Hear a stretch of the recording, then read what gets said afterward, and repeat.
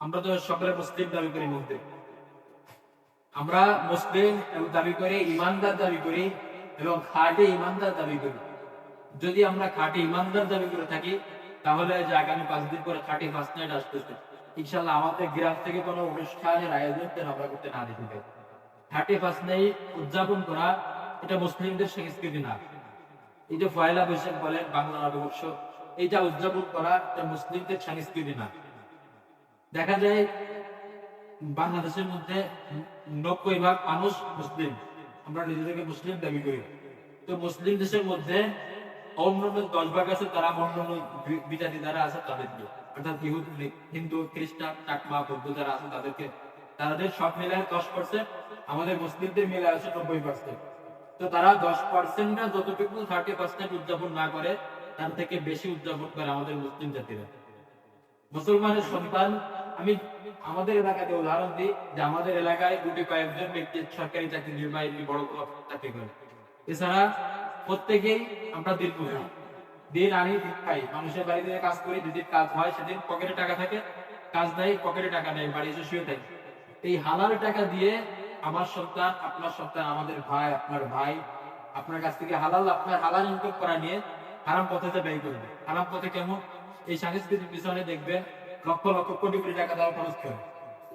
আজকে যদি আমাদের এই সমাজে বলা হয় যে না, আজকে এখানে একটা মাহফিল হবে, বা আমাদের এই মসজিদ সংলগ্নে এখানে একটা কোনো ইসলামী জলসা হবে বা কোনো অনুষ্ঠান হবে, ইসলামিক কোনো অনুষ্ঠান, তো মানুষের বাড়িতে যদি দিনের জন্য যাওয়া হয়, দাওয়াত দেওয়া হয়, তো ওই বাড়ি থেকে কোনো ডিফারেন্স আসে না, অর্থাৎ কোনো অনুদান বা কোনো সহযোগিতা এক কথা বলে তাদের এই বাড়ি থেকে আসে না। এখন যদি আমি বলি যে না, খাঁটি ফার্স্ট নাইটের দিন আমাদের এখানে মোটে পিকনিক করা হবে, সকলে টাকা দিবে, একজন আর একজনের সাথে পাল্লা বললে করে টাকা দিবে, একজন 1000 দেয় আর একজন থেকে 2000, আর একজন 2000 দেয়, আরেকজন 4000, 5000, মানে কে কার থেকে বেশি দিতে পারে। হারাম পথে ব্যয় করতেছে, কিন্তু হালাল পথে যখন টাকা হইল, ওই হালাল টাকা দিয়ে হালাল পথে যদি 1 টাকা ব্যয় করতো, তাহলে ওই টাকা দিয়ে যদি উপকৃত হইতো এবং ওই বান্দা যদি মারা যায়, যতদিন পর্যন্ত সেই হালাল টাকা দিয়ে উপকৃত হয়ে থাকতেন, ততদিন পর্যন্ত তো সবটুকু সৎকার নারী হিসেবে তার আমল নামায় যাবে। কিন্তু আমরা যে পথে ব্যয় করি সেটা হচ্ছে হারাম পথ, ব্যয় তো করতেছি, সে চলেই যেতেছে, আমাদের ওই টাকাটা কোনো আমল দেখায় স্বভাবের কোনো আমল নামে আসবে না, অথবা গুনাহ দিয়ে জর্জরিত হয়ে যাবে, কিন্তু স্বভাবের কোনো দিকে আসবে না। অথচ আমরা মুসলিমের সন্তান হয়ে, মুসলমান হয়ে সেই হারাম দেখা যাবে যে 31 নাইট হইলে সামনে যে 5 দিন বাকি আছে, আজকে হচ্ছে 26শে ডিসেম্বর, আগামী বুধবার হলে 31শে ডিসেম্বর, বুধবার রাতে বেলা, বৃহস্পতিবার দিবাগত রাতে রাত 12টার সময় মুসলমানের সন্তান গুলা মানুষকে হ্যাপিলিয়ার করবে, মানুষের সামনে মানুষের ঘুম নষ্ট করে হাজার হাজার মানুষ ওই দিনটা উদযাপন করবে। তো 90% মুসলিমের দেশে যদি আমরা 31 নাইট পালন করতে পারি, তাহলে আমাদেরকে নিজেদেরকে মুসলমান দাবি করার থেকে আমার মনে হয় আমরা মুশরিক হয়ে যাবে, অন্য মুসলমান ধর্ম আমরা ছেড়ে দিই। যেহেতু আমরা তাদের কালচার, তাদের অনুসরণ, তাদের অনুকরণ করে আসতেছি, তাদেরকে আমরা নিজেদের আইডল বানাইতেছি। আমাদের যে আইডল আছে মুহাম্মদ রাসূলুল্লাহ সাল্লাল্লাহু আলাইহি ওয়াসাল্লাম, তার অনুসরণ ছেড়ে দিয়ে আজকে আমরা দেখা যায় অন্যান্য জাতি যারা আছে বা অন্যান্য দেশ, তাদের যে কালচার গুলা, এই কালচার গুলো আমরা গত 2 বছর আগে মুসলমানের সন্তান গুলা দেখেন কি করছে, এটা আমরা সকলেই জানি যে কেজিএফ সফটওয়্যার নামে একটা মুভি দেখেন না ভাই, এর যে প্রধান যে নায়ক রকি, সে যেভাবে চুল রাখছে, মুসলমানের সন্তান গুলাকে হঠাৎ করে দেখা গেছে যে একটা জেনারেশন ওই চুলের প্রতি আসক্ত হয়ে গেছে। কিন্তু তাকে যদি বলা হয় চুল রাখছে কিসের জন্য, দাড়ি রাখছে কিসের জন্য, বলবে যে অমুক নায়ক রাখছে এর জন্য। কিন্তু মুহাম্মদ সাল্লাল্লাহু আলাইহি সাল্লাম চুল রাখছে, দাড়ি রাখছে, যদি তার কাছে বলা হয় সে বলবে যে না ভাই আমার রাখার দরকার নেই, কিন্তু সে মুসলমান দাবি করতেছে। নায়কের দেখা দেখে নিজেকে আইডল হয়েছে, কিন্তু মুসলমানের সন্তান মুহাম্মদ রাসূলুল্লাহ সাল্লাল্লাহু আলাইহি সাল্লামকে তার নিজের আইডল মানে তার দিক তাকায় তার জীবনটাকে সে বানাইতে পারেনি। এটা হচ্ছে আমাদের অবস্থা। মুহতারাম হাজিরিন, এই যে কথাগুলো বললাম, এটা হচ্ছে আমাদের সমাজের একটা অবস্থা। এই অবস্থা থেকে এখন যদি আমাদের বের হয়ে আসতে হয়, তাহলে আমাদের দায়িত্ব হচ্ছে যে আমার গার্ডিয়ান যারা আছে, পিতা তার সন্তানকে দেখভাল করবে। যদি দেখভাল করতে না পারেন, এখন মনে করতেছেন আমার সন্তান বড় হয়ে গেছে, তার গায়ে হাত দেওয়া যাবে না, কিছু বলা যাবে না, ভাই এটা নিজের ভুল ধারণা। আপনার সন্তান যতই বড় হোক না কেন, আপনার কাছে সে সবসময় ছোট।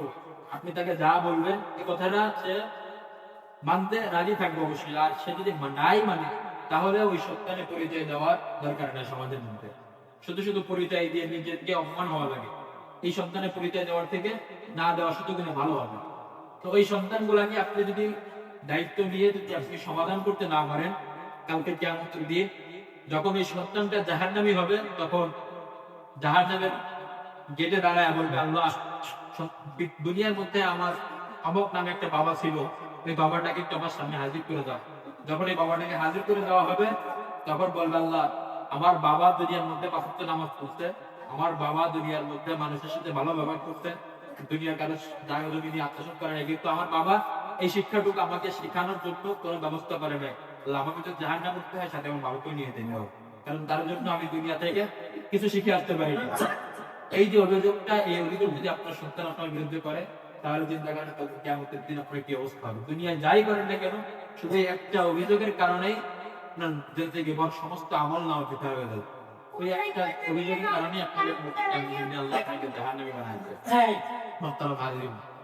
এই জন্য আমরা এই যে বিষয়গুলো আলোচনা করি, আমাদের একটু চেষ্টা করি যেন আমাদের নিজেদের সাফল্য বা নিজেদের মধ্যে যে শান্তি শৃঙ্খলা, এটা যদি আমরা নিজেরা বজায় রাখতে পারি, আল্লাহ রাব্বুল আলামিন আমাদের প্রত্যেককে বোঝার তৌফিক দান করুক।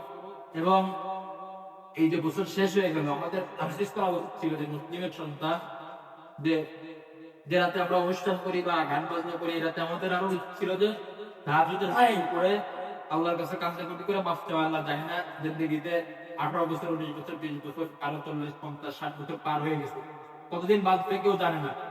তো একটা বছর পার হয়ে যাওয়া মানে নিজেদের জীবন থেকে একটা বছর কমে যাওয়া, একটা দিন পার হওয়া মানে আমাদের হায়াত থেকে একটা দিন কমে যাওয়া।